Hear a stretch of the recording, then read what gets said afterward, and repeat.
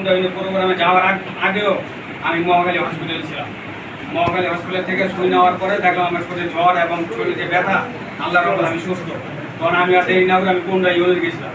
ওই কুন্দা ইউনিয়নে যাওয়ার সময় আমাদের সাংবাদিক বন্ধুরা আমাদের পাশে ছিল, প্রোগ্রামের সাংবাদিক বন্ধুরা আমাদের পাশে ছিল।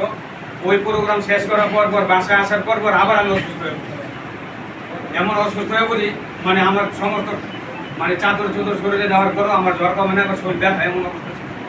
আজকে আপনাদের মাঝে আইসা দুই চারটা কথা বলবো এবং আজকে আপনাদের এখানে আইসাতে এই নির্বাচন পরিচালনা কমিটি করার ব্যাপারে যে কথা বলতে পারবো, এটাও আমার মানে আমার ভিতরে আশা ছিল না, নিরাশাই ছিল, অস্বাভাবিক ছিল। কিন্তু এখানে আসলাম, এটা এখন আল্লাহর আমাদের স্বাভাবিক হয়ে আসছে।